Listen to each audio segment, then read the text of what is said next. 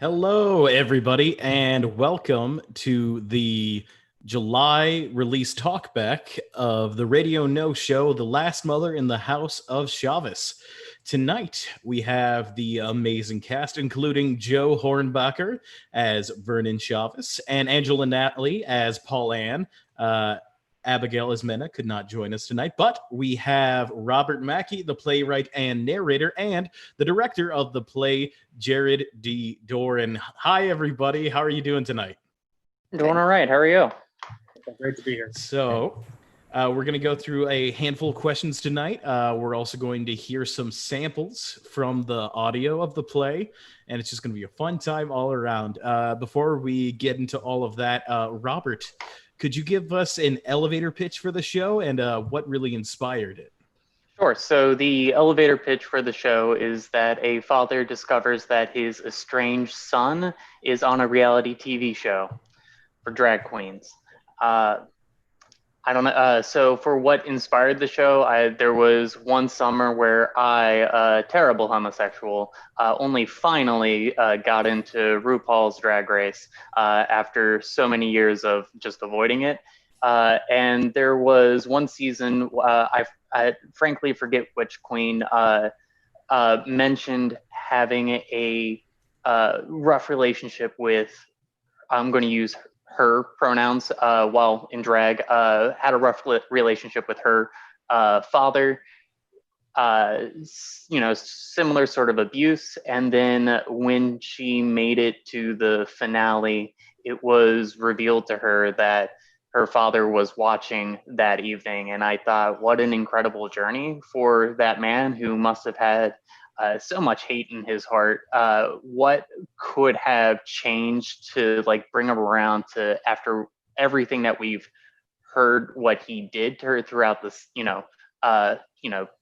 when she was younger and as she was sharing that throughout the season, what journey took place for him to get there and say, you know what, I am going to watch my son in the finale of Drag Race. So I kind of wanted to write a story like that. Wow, that's really awesome. I've actually never heard you explain that fully before. Oh, really? Yeah, and so this is the third time I've heard this piece, actually. It was originally a staged reading at Clifton Performance Theater, and then again as a Serials 9 contestant. What do you think has changed the most over those three productions to now? Let's see, what changed the most between, I would say mostly the time. To be honest, so I started working on this script for my University of Idaho graduate program. That was probably back in, 2017, I want to say. So I've been, this has been the piece that I've been developing a lot over the past 3 years. Let's see. I think the biggest change that you could see between all those productions is that there is a new scene. The penultimate scene is brand new just for this occasion, just because I didn't feel like the original ending would have translated well to audio only. But now I've grown kind of attached to that new scene, but, open to things. So is that something that is going to follow the play into the 2021 summer in New York? That is a conversation I still need to have. I opened up the conversation. I said, hey, feel free to use this scene. Feel free to revert back to the, or I shouldn't say the original script because it's no longer the original script, but the script that they agreed to produce. So. And so yeah. What exactly is, could you tell me a little bit, what is the production company that you're going into? The Other Side of Silence Theater, one of Manhattan's longest producing LGBTQ plus theater, which I think is pretty cool. Yeah, that is really awesome. So we're going to move over to Jared. You were also the director for the Serials 9 version of this play. What was your biggest challenge in adapting from the stage to a completely DIY audio production? Yeah, it was a bit of a jump to go from the Serials format to an all audio performance. So you don't have the benefit of, lighting or costuming or staging. So you don't get those moments that you kind of plan for in that Serials, arena there that we had done the play in. So it was going back to the script, going back to the original, going back to the words of it, and really just going through it and thinking, how will this translate to a completely audible format? You know, it was such a strong work to begin with that it actually flowed very nicely, and we never had the opportunity to finish the play. So I was very excited to be able to tell this story with these actors fully, and was very grateful that it could come back in this audible format. And I think it translates really well, being the editor for it. Listen to the whole thing multiple times. So up next, we're going to hear our very first audio sample from the show. We are going to hear 5 different samples tonight, and they are all going to give you a little taste of what the show is like. So coming up right now, we have our very first Last Mother audio sample. That boy stuffed 2 of those balls down his shirt and he shimmies like this and he says, "Look, Pine." Look, Pine. He must have been 7 or 8. He used to call me Pine. Look, Pine, I'm a lady. And he kept shimmying like this. Oh, I nearly fell out of my chair. Oh, tears were streaming down my face. Oh, I could barely hold the camera straight. Oh, goodness, I laughed. Oh, until his daddy came around and, well, and I had a good laugh.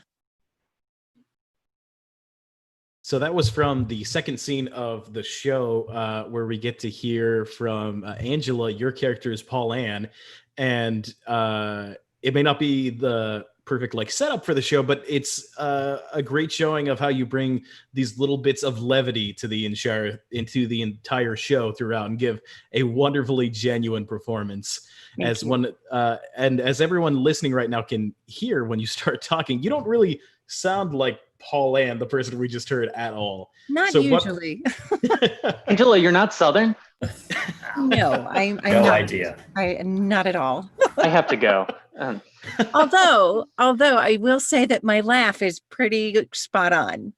Oh, that's fantastic. So I was wondering, with that voice and everything like that, what was your process for creating that character?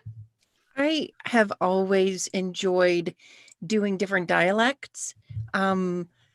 And the Southern dialect in particular, my aunt has been a Southern belle forever. So I kind of just channel her in my mind. And that's usually how I bring Pauline out. So Pauline is basically just your aunt? Kind of, yeah, a little bit. Oh, that's a nice homage to her. Yes. So Robert, in that story, I always wonder, is there an inspiration for the pool story? Did it come from any love of swimming in your real life? Zach, I think you know that I do not care for swimming. I think I relate more with Abby's character Michelle there, when it's motorcycle one just went by. I do not care for swimming at all, but I think if I were to associate that with anything, there was a moment when I was a kid and we did have one of those pools, that you could barely lay down in.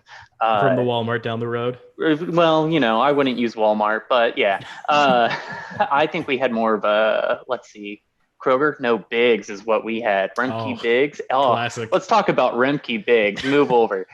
Anyway, so they're actually our sponsor tonight, not really. No. Let's see. So Remke, not Remke Biggs. We got one of those pools on the porch, and I think that there was literally exactly one summer where we had similar plastic balls, and I did do a similar thing of I'm going to stuff those down my shirt and I'm going to put on, I guess, my first drag routine. I'm sure I shimmied a little bit. And I remember my dad being there and he got a cackle out of it. But I remember getting out of the pool and then being like, I'm going to go show grandma, because my grandma lived right next door at that time. And he like just like grabbed me. He's like, no, don't show grandma. It wasn't like as severe as what's alluded to in the script. It wasn't any, complete 180 of that. I got a good cackle out of that. Everyone had a good laugh. There was no harm out of it. But, I do think about those moments and how, we kind of take enjoyment out of that. But then once you put on actual makeup and you start, putting on what more people consider a drag performance, and see like, oh, now that's a huge difference. Where's the line? I mean, but also I was a kid playing at the time. So yeah. Well, up next, we're going to hear our first sample of Vern, who is our protagonist of the play. In this scene, he is attempting to watch through the TV show that his son is competing on. So up next, we're going to hear our Last Mother sample 2. Do you have to watch it with me? We can't have the discs get out. I signed papers. I'm not going to tell anyone about it. Who would I even want to tell? Your son? It's for him. No one else will see. It'll be on national TV. No one here is going to see it. Sir, if you don't want to make a video. I want to, but do I have to watch all of this? So, Joe, we're going to go over to you now. So that's after Vernon's first attempt to watch the TV show.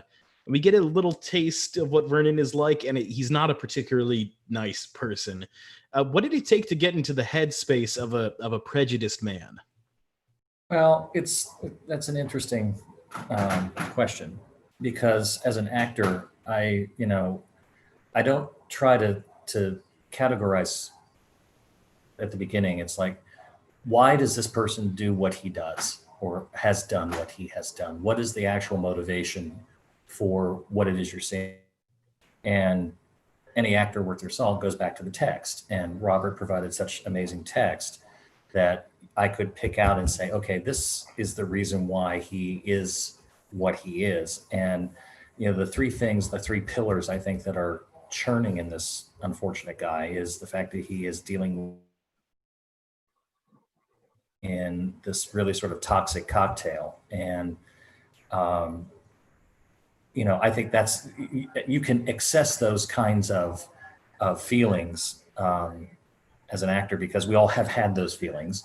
I also have, in my past, had to deal with a very difficult father, not to the same extent that, Vern dealt with his son, but I could sort of flip myself into trying to think, okay, what was my dad like when he found out I was gay and was dealing with stuff? And so, not that it, was the basis for the character, but it was something I could put in, and then dealing with the text, putting that together, and then simply being who this person is.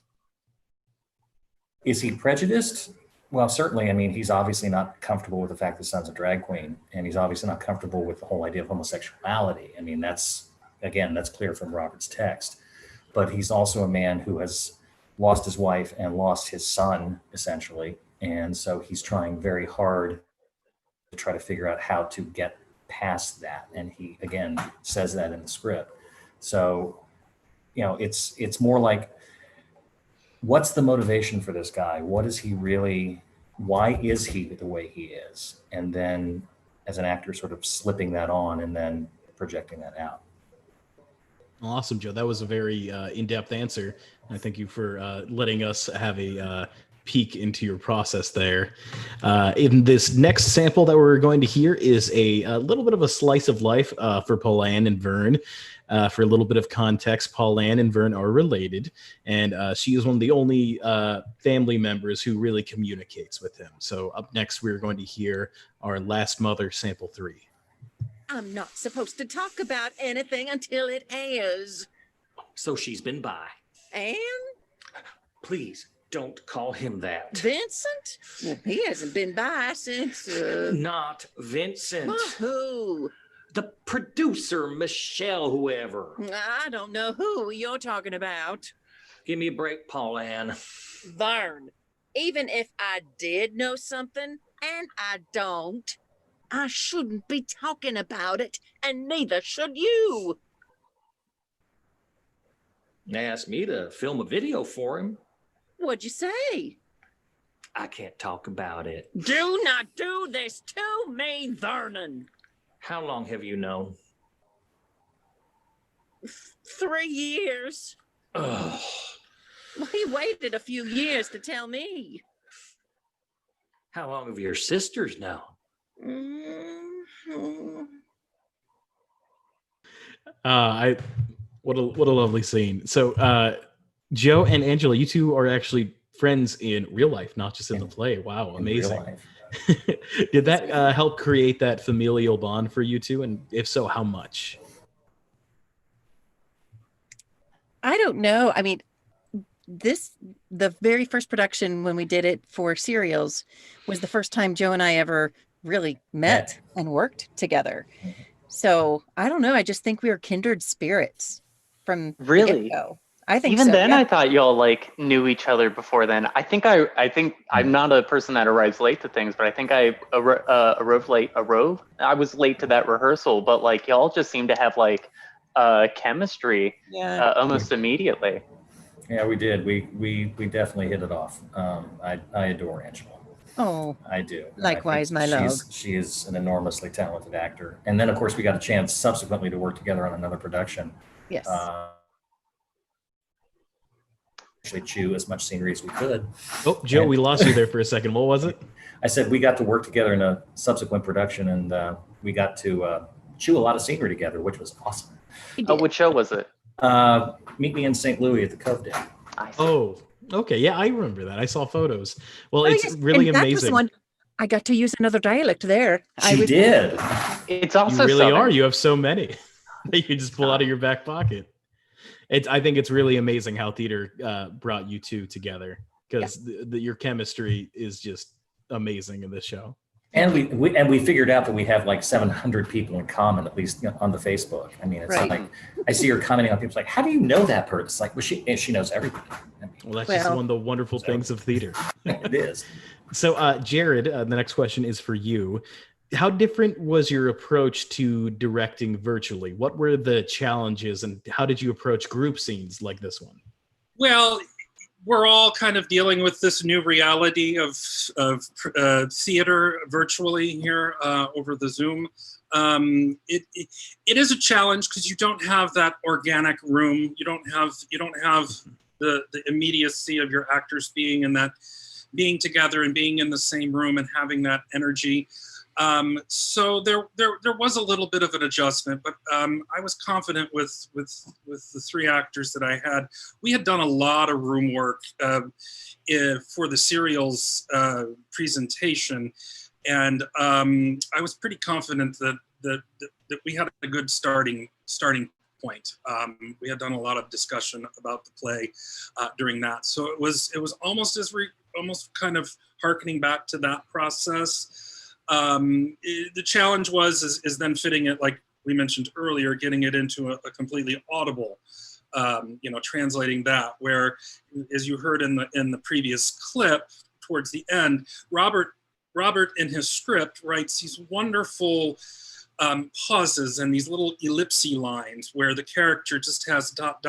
So it's not really a line, but there's a moment there, and he's very, very precise in where those happen. So that was a little bit of a challenge to figure out how do we convey that moment audibly. So like you heard, there were some kind of audible things like at the end of the clip that Angela does, where we were able to play around with that. So that was one of the challenges of moving it and to adjusting to it digitally. But overall, it was just keeping it honest and keeping the story real, keeping the characters real and honest, and I think that honesty does convey through the audio and the Zoom, and I think it adapted itself really well. Yeah, thank you for that. I think it does adapt itself really well. You all as a crew did such an amazing job. I mean, I was going to say it's fortunate that there's never more than two people on a scene. So for any of these, so it's always just kind of a one-on-one conversation, and not having to, keep track of what third, fourth, fifth cast member is doing somewhere else. And so it's still two people present in a room, more or less. Yeah, most definitely. And now for our penultimate sample, we're going to hear, we're going to get a little heated. There are a few moments in this play like this where Vern is not the most accepting guy, and he is not good at dealing with his son's sexuality or the fact that he is a drag queen. And in this next sample, we are going to take a look at one of those moments where he can't really deal with what he's hearing and he goes off. So for our next sample, we're going to hear sample 4. When her drag mother sees this episode, I hope she snatches her ball. Her what would do what? Snatch her ball. Read her for filth. No. Her mother? Her drag mother, the queen that mentored her. Most of these queens have drag mothers and come from well-known drag families. And for example, Can we stop calling them her, she, her, hers? Can we? They're men. And Aunt Vincent.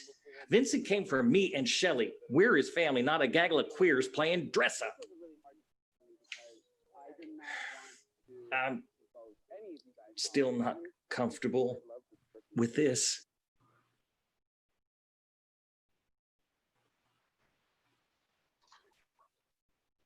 All right, so that's one of the harder scenes. And Joe, I just was wondering, was it hard to find the redeemable qualities of Vernon? And do you think he's redeemable? I don't think it was hard. I mean, I think whenever you're playing a character who is struggling like this, who conceivably could be, the heavy, the villain, I think it's your job to make sure that you do find the good and the redeemable parts, because nobody is 100% anything unless they're, complete sociopath or a complete saint. And sometimes those are the same thing. But because Robert's script was so elegant and so tightly written, and the arc was so beautifully laid out, it helped me as a performer to see that there is at least a possibility of redemption for him.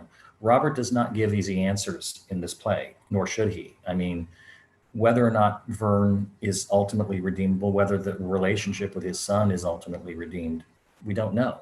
And I think the character of Vern comes to understand he has to live in that uncertainty and has to make a peace with that. But I would defer to Robert, in terms of thinking, is Vernon redeemable? Can he make the journey? Robert? I mean, so what? I think when we have a redeemable character, it's a character that we see change and embrace that change, regardless of the outcome. And I, don't want to give anything. I'm assuming everyone here watching today, or if you're watching in retrospect, you've listened to the play already. But one of the important things is that Vernon does not really get what he wants, but Right. he's still committed to change, and that's what I hope people see redemption and hope that he's worthy of redemption. And we could list tons of people who have done terrible things in the past, who don't deserve redemption. There are people who've done terrible things who try to make up for them, and it's not always perfect, but that they're trying, and it's just kind of that encouragement of like, okay, do some more, do a little bit more. I see that you're putting the work in. I try to put that work in the script to show that Vernon is trying his best to change. When we're in the new scene, the penultimate scene, entitled Vernon's Apology, I don't really think it's the apology to his son that really matters, but it's his apology to Michelle when he has an outburst, his second outburst of the play, and then realizes like how bad that outburst was and how it affected people, and stating out like, this is what I did wrong, and I realize that this was wrong. Sorry, I did not. This is a person who's probably who's been crafting an apology for so many years and is learning how to apologize. And I'm not sure how many people watched AOC's video on the congressional floor yesterday, where she scolded Congressman Yoho for that just terrible apology. And I think she gave it, while that was a masterclass in dealing with misogyny and addressing it, hidden in there, she also did an excellent job of describing how an apology should take place. And so honestly, I think that's what we need. That's kind of what I want more people to take out of this, rather than is Vernon redeemable, but more of a, is that apology sufficient? Where can that apology be better? How can I improve my own personal apologies in my life? And also just knowing that not every apology you give needs to have forgiveness offered in return. There are just some things that you just can't fix with an apology. And I think that's sitting with Vernon towards the end of the play, knowing that, okay, I may not be able to make up for the terrible thing that I've done, but that is no excuse for continuing to do terrible things. So I hope that's the redeeming quality of Vernon. Thank you, Robert. That was very in-depth. Thank you. And I like that different view of what you want people to take away from it. I don't. I mean, of course, with the Alexandria Ocasio-Cortez's video, the congressional speech, it's kind of relevant. Like with Definitely. This is an appropriate apology. That conversation is happening. It is a conversation I think more people should have, because I also don't think that, I don't know, I think that we get too used to saying I'm sorry sometimes, and we don't really know when to put like the actual weight in that, and doing that self-reflection of seeing what you have done wrong and working on changing that. And making sure that your apology is not an excuse for your behavior. It is a direct acknowledgement of your behavior, and it is a promise to fix that behavior and that you won't do that behavior again. So that's... And that definitely rings true to the story arc that we go through with Vern in this play. Yeah. For our final sample tonight, we are going to explore one of my favorite scenes. Right before we start listening, Vernon has bought a tube of lipstick, and he has been angrily staring at it. Now let's take a listen and see what happens next in Last Mother Sample 5. Vernon pushes away from the table, snatches the item from the bag, and retreats to the nearby bathroom. Its mirror weakly reflects Vernon's resentful gaze before finally acknowledging the Matador Red in his hands. Resolved to be undaunted by a $6 cosmetic, he removes the cap from the recently purchased lipstick and raises the tube to his lips. The lipstick is right there. It's right there. Vernon eats the lipstick. So that originally in the stage version is an all-acted scene. So, Jared, is that part of the reason that you originally wanted to have all of the stage directions read throughout the show? Absolutely. We had this incredibly powerful and pivotal moment in the play where there are absolutely no lines spoken. And it to convey it, doing it in a completely audible format, there was no way to get around how do we put this most important, piece and still keep the integrity of what it means. So it was only, it had to be in there. So once you put that in, it then became a convention. So we wanted to make sure that we followed through, that it just wasn't this voice coming in halfway through the play. There are not a lot of stage directions in the play. There's a few at the top, and I think there's that one, and there's one or two. So I didn't feel they would get in the way very much. The other thing that I liked was in the original script that I received, each of his scenes, Robert titles each of his scenes. So he puts a title to each scene, and I thought it very important that the audience hear those titles as well, because that is the playwright's words and his intention coming out. And that's not necessarily something we chose to not do that in the serials adaptation. And I was very, very eager to put them back in. I like that convention of that way to tell a story, and that we introduced each scene. So I thought, with the stage directions, it just kind of fit nicely. There weren't too many, and they didn't get in the way. So I thought it was very important that scene stayed. So that it was kind of an easy decision, actually, to just go back to the script. And it was only a bonus that you had the playwright reading his own words. And we had kind of debated about who would do it, and I really wanted Robert to do it. I really wanted his voice to come through, and I think another voice just wouldn't have worked. So I really kind of fought hard for him to do that. I'm not sure if you were eager to do it at the top when I asked you to do it. I just wanted to get paid more. Oh, okay, well. Robert, similar question over to you. Can you tell us about the process of adapting a silent scene for audio? I really enjoyed this process. So before we started recording, I had to get some new scenes to Jared. I had to get the penultimate scene that we've alluded to many times to Jared, touch that up to make that fit in the play. And then we mentioned that we needed to adapt this scene to make it more audio friendly. And as I sat down to work on it, I was trying to recall one of our rehearsals that we had with Joe when we originally did this scene for serials, and trying to kind of capture his thought process, but that was a year and some change ago. So I had written back and I was like, I'm not going to write the scene yet. I think I wrote that scene first weekend of July, to be honest.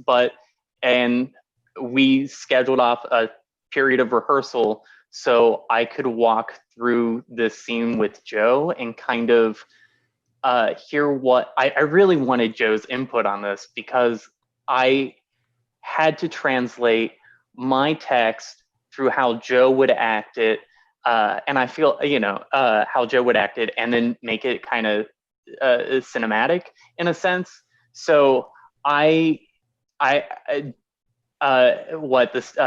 stage manager, Megan, Jared, was on the call with us, and they kind of just sat by while Joe and I just kind of like ping ponged, like, okay, what's your intention here? What time of day do you think this is? How are you feeling at this moment? Joe, would you like to weigh in? Because honestly, that was a really special rehearsal for me. It really was. It was lovely. It was like, I don't know how this is going to go. I don't know how this is going to work. And between the two of us, sort of, literally like cinematically create. Because I think we even use the term. It's like a movie in my head, and it's a movie in your head, and we're trying to figure out how to make that image translate into a new set of words. And it was awesome. It was just an amazing little bit of something that was so important that had to be right, because as Jared said, it is a pivotal moment in the play.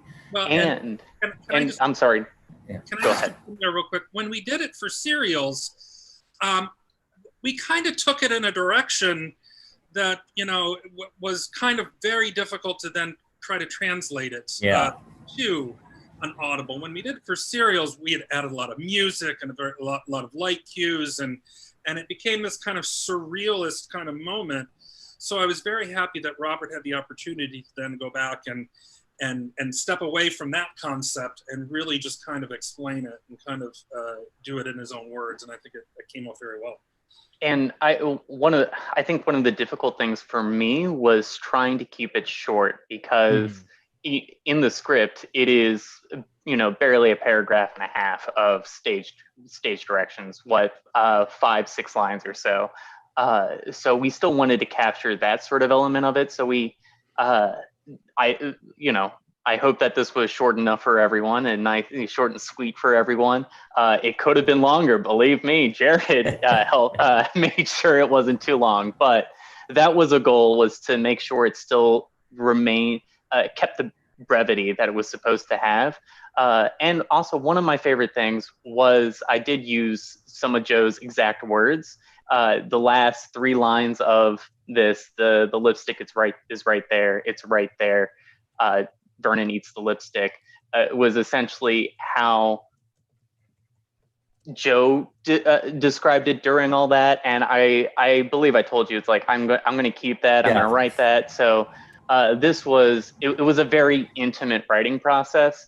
Was able to punch something out fairly quickly and fine tune it by the next rehearsal. It was just, goodness. The lipstick scene is one of my favorites. I don't know. Mine as well. That's why I wanted to talk about it. I think the symbolism behind everything in that scene, it translated so well to audio, and I'm glad that you all took that time to really find the specialness in this, because it translates so well. I think people are gonna really, this scene is gonna speak to them very much. I'm glad that it, went over very well for you. I hope it went over very well for people who caught the show. I am going to skip over to Facebook real quick to see if there's anyone agreeing how much they loved it. Geez. Anyway. They do say, I was going to mention a shout out right before we go into the next questions. A shout out from Ellen I. Loves all the things that you write. Robert, keep it up. And Robert's such a great writer, so I love hearing this piece from Carmen S., excuse me. And a question from my mother, Linda Robinson, who apologizes for missing the beginning. Later on, if you missed the beginning of this will be available as a full video on the Facebook page. So if you missed anything tonight, you can go back right after this is done premiering and watch the beginning. And before you do that, we're going to go into some open floor questions, just kind of discussing the creating art in a pandemic. So for everybody, how was the process of making art during a pandemic? A welcome distraction, or did it make things extra difficult? Well, as you know, technology works 100% of the time, all the time. So everything went smoothly. Yeah. I mean, I think that I just had to record the occasional stage direction and the scene titles. So I guess I can't really speak on behalf of Angela and Joe, but I feel like I get the sense that there was still the hiccup here and there just to get used to not being in the same room as the other person. Yeah, go ahead. Well, I know that, of course, we tried at my house, which is a rattle trap of a 19th century, ruined splendor, and it did not work. And so ultimately, I ended up in a dismal, barren interior office in my office building, with continual air conditioning. I was afraid poor Zach was just going to his head would explode because there would be all this noise. But it turned out fine.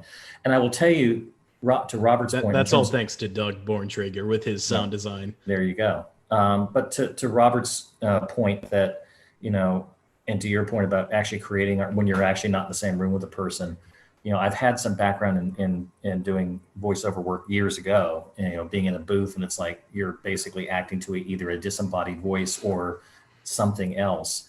And so, I mean, I had done it, but it had been a long, long time. But Angela can certainly speak to this. I mean, the fact that we had already done this before, it was the same 3 of us who had done it. We had done it with Jared. We had Robert there, made it so much easier, because I was like, I don't know how this is going to work, but it worked really well. I mean, but Angela can certainly speak to. Yeah, I think that being familiar with the script, having done it before, really helped, especially with the rehearsal process.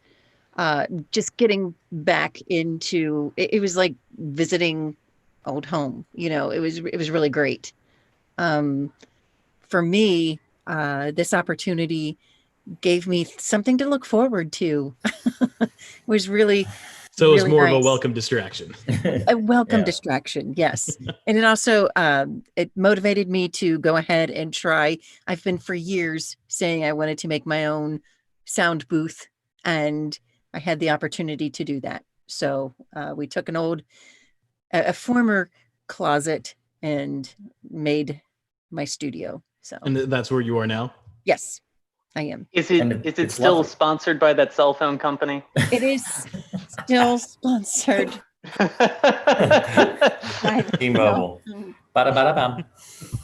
Oh boy, I hope we're allowed to show that, or I hope we get to know that big T-Mobile sponsorship y'all been craving. Oh, if only, if only they would return my calls. Their cell towers are a little spotty. I think that's the only reason they haven't been able to reach me. All right, well, I think I opened the door for Remke Biggs for you too. There you so One of these days, one of those is going to happen. I don't know which one. So, we kind of touched on this. Realistically, how much for many of you, this was your first DIY recording session. So, do you think that the skills that you learned here are going to help you with future projects? Oh, totally. Absolutely. For me, yes. Yeah. Awesome. And what was like the hardest thing to overcome in this process? I think My neighbor. because your neighbor kept mowing his lawn. My neighbor. I remember that. Like, for the love of God, stop mowing your lawn. No, it's because I remember when we were talking about this, and I was like, how does this work? I mean, I had something in my head about, okay, we're going to be on Zoom, and then some other magic foo will happen. But when you and Megan were walking us through the process of doing the recording and essentially doing the snap slate and everything else, it all fell into place. And it's like, now I feel like if someone were to come to me and say, hey, would you like to do this again? It was like, oh, neophyte idiot. I would be able to understand exactly how the process works and even be, better prepared and understand how this all needs to work, and also find a better space to record. Yeah. And we found that space. We found that space. Yeah. I just wanted to say that I thought it was a lot of fun. Yeah. I felt like I was in my 20s again when you do, these projects of theater that you get to, for years I've been just doing, and this was getting your friends together and putting some, you know what I mean, that you've never done before. So I had a lot of fun with it.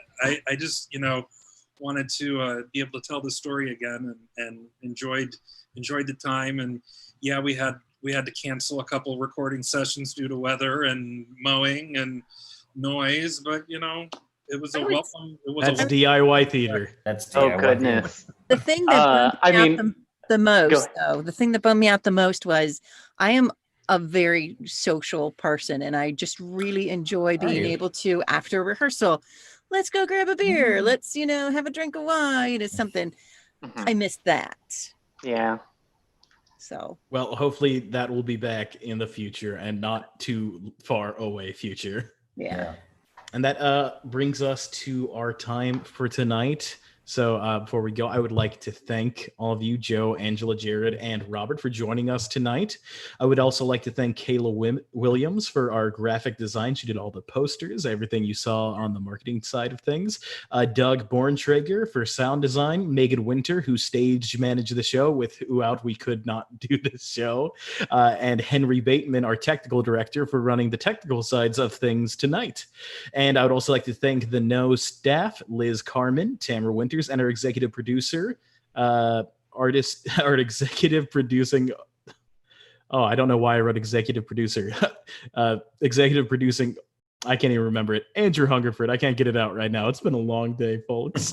Executive. And I have been artistic. Zach Robinson. And before we go, don't forget to head over to notheater.com/merchandise to get yourself a copy of Last Mother in the House of Chavis, or you can pay $5 a month to get access to all of our Radio No shows and all of the upcoming ones. It is a great deal. There will be another release in August. So be sure to check out our brand new streaming show, Feast by Megan Gogarty, starring Jen Joplin, premiering in a little over 2 weeks on August 7th. And that is going to be an audio-visual live stream. It's going to be really exciting. Thank you all for joining us tonight. And don't forget to check out this play when it comes back again in the summer 2021. Everyone buy your plane tickets now. I hear they're cheap. All right, everybody. Thank you so much for joining us tonight. Have a great night.